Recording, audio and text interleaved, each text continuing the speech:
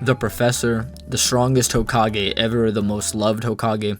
These are all titles and achievements of the great Hiruzen Sarutobi. Of his era, he was a god of shinobi. However, what has formed the cognitive dissonance that has blinded the community over these past few years, with the new common consensus being that Hiruzen is merely Sannin level, or Hiruzen is base A and Inoki level. However, this is erroneous, but before we get into that, we need to first understand why it is that the community has fallen under the idea, which, to be frank, if you don't already know, it's from his miasmic death battle with Lord Orochimaru, a former candidate for the 4th Hokage, and the demonstrably strongest Sannin, and there is a bit of contention to where Orochimaru really scales at this time, so we'll go into that, and then discuss the whole Old Man Hiruzen fight with his lore as well, and then move to a more prime Hiruzen where he may scale, but for now, let's discuss Orochimaru. Now, weirdly enough, Orochimaru has several forms throughout this series that he could actually be scaled to. However, other than Boruto and your interpretation on the War Arc, this Orochimaru is actually the strongest one. Vastly stronger than the form that was able to keep up with Four Tails Naruto, stronger than the one who beat Jiraiya in one's battle Hanzo, stronger than the one who is confident in taking on Itachi Susanoo. However, in terms of raw scaling, we do have statements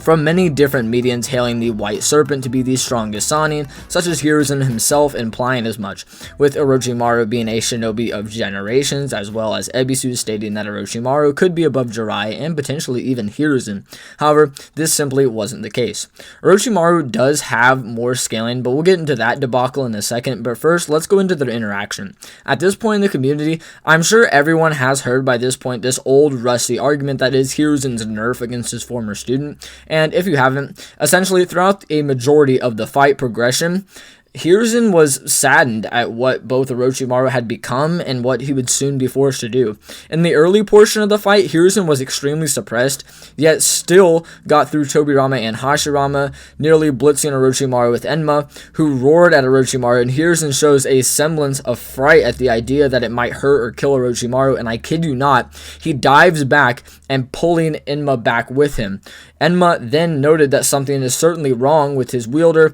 and he doesn't typically behave like this. At this point here, arguably, almost ending his former student, the 3rd Hokage gets even more suppressed, saying that the staff is already beginning to feel heavy. Orochimaru, following this remark, says that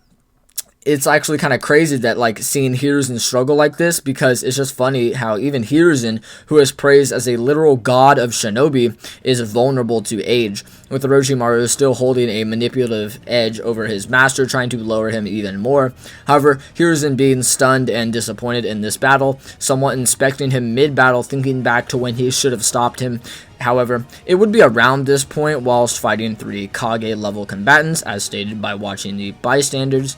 that Hiruzen would actually have the realization of what he's truly doing, and finally get the resolve to stop Orochimaru once and for all. Then, whilst in the Bringer of Darkness Genjutsu, an illusionary technique that completely blinds and deafens you, he smells out Hashirama and Tobirama, blitzing and sealing them both. Many people love to point out that they were nerfed and they weren't even close to full power, in which, while this may be the case, it should still be said that they are at least Kage level, simply due to Hiruzen's level at this time, which I'll get into in a minute. But continuing his resolve, he instantly pushed the strongest Sannin onto the back foot, beat and sealed him, still whilst being nearly 70 years of age at his absolute worst. This isn't even all that we know, as we know that Orochimaru actually conceded that if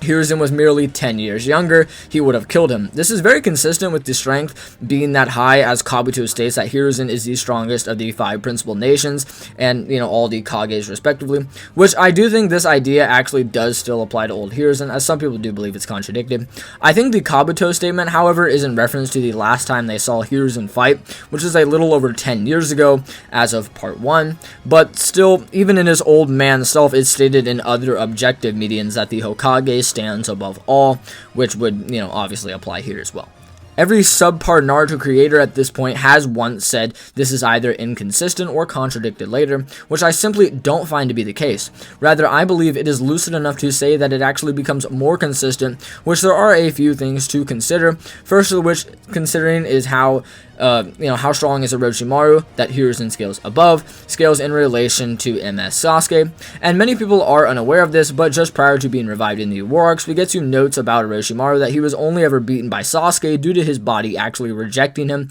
and that Sasuke just now surpassed his mentors. Now, Suigetsu hasn't seen Sasuke, like Kabuto fight EMS yet, but he did in MS, or at least in the earlier portions, so he could very well be basing the idea that Orochimaru is very, close to or slightly above the level of that Sasuke during the Kage Summit, and now that he's got more power, he's probably just surpassed Orochimaru. Then Orochimaru is revived, and admits that he isn't strong enough to take Sasuke's body at this point, in which Suigetsu stated, "I wonder about that," meaning that Orochimaru, who Old Man Hiruzen scales above, is the level of a Sasuke who is capable of reacting and combating each Kage even whilst in the weaker stages of his ocular progression, which, to conclude the first level of this consistency, this means that Old Man Hiruzen, again at his absolute worst, scales to a character who is above a character who is capable of reacting to the fastest of the Kage, being Raikage A with his lightning cloak. This is the weakest version of Sasuke, may I mind you, in the summit, yet still,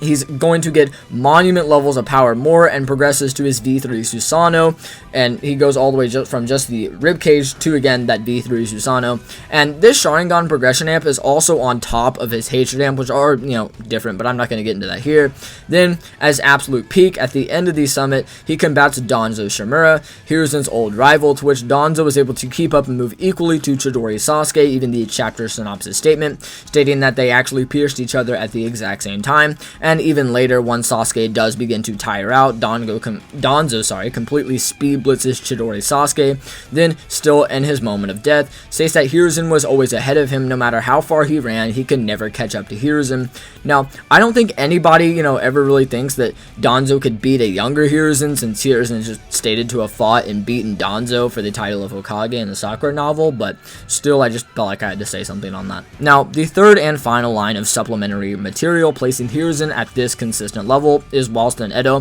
Hiruzen was able to combat and stalemate the entire Guru Yamato statue. This would be the same statue who is utterly halting the 5 Kage along with the rest of the alliance. Now, you could assert that they were fatigued, even though, Tsunade healed them, and you may not be wrong, but let's not forget that Orochimaru's Edo Tensei is inferior to Kabuto's, and his reanimations can get fatigued, so while splitting his chakra up through 5 different clones, with Tobirama the second Hokage, who can only make 2 clones, was still capable of equaling out this whole statue. Now, we have another route placing Hiruzen just above the 5 Kage, which further corroborates the narrative that Part 1 tried to portray so vividly, that Hiruzen at his absolute worst, nearly 70 years of age, Hiruzen Sarutobi is superior to all 5 Kage and is superior to the strongest Sannin. However, as I'm sure you all know, this is not the only narrative the early manga tried to display, and I would argue that is second only to the idea that Hiruzen in his prime is the strongest Hokage in history. Now, remember what Hiruzen at his worst could do. So what about his prime? Could he really be of that, Hashirama caliber, strongest Hokage like the early lore suggests? Well, let's analyze each statement, or at least come to find a common ground between them all. So I'm just going to pop them up here on screen, and then I'll just read them out and we'll see what we see. Quote, it said that he possessed superlative strength even compared to the other Hokage. Quote, he is reputed to be the strongest Hokage ever. Quote, said to surpass his predecessors. Quote, even the third Hokage, renowned as the most powerful of all, got injured when he was a child. Quote, he is often spoken as possibly the strongest Hokage, descended from the third who was praised as history's strongest Hokage. Now, I'm not going to discuss the Boruto anime scaling, as that's a little more contentious on its own, and if you couldn't tell already from these Naruto manga applicable statements, Hiruzen is only reputed as the strongest Hokage, not that he actually possessed power of being the strongest. With this, I will say, with this many statements, just,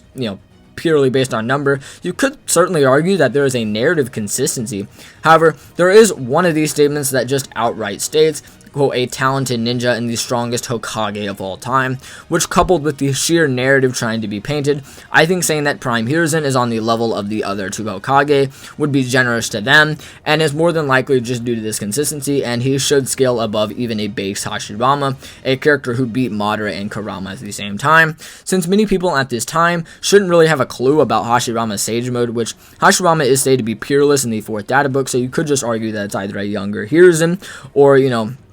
it's just not including Sage Mode, I guess, based on what people know. There is some consistency for him being superior to Tobirama more than Hashirama based on empirical emphasis. Regardless, we do have things such as Hiruzen outright being stated that he would be confident in beating the Kenkaku unit, as he is the most accomplished of their group. Could you possibly say this doesn't apply to Tobirama though? Yes, you could go along the route of simply stating that Hiruzen and the members were under the assumption that one of them, of the younger members, had to be sacrificed, rather than Tobirama, the second Hokage. So Hiruzen could have just been implying that he was the most accomplished of all the young squad members there, which is still really impressive considering characters like Kagami Uchiha are there, but I digress. Him being superior to Tobirama does become a little more consistent if you go with a few other interpretations when considering the 4th data book blatantly stating that his talent surpassed Tobirama's from childhood, which would be this era here. The literal definition for talent according to Oxford Languages is, quote, being natural aptitude or skill in regards to something,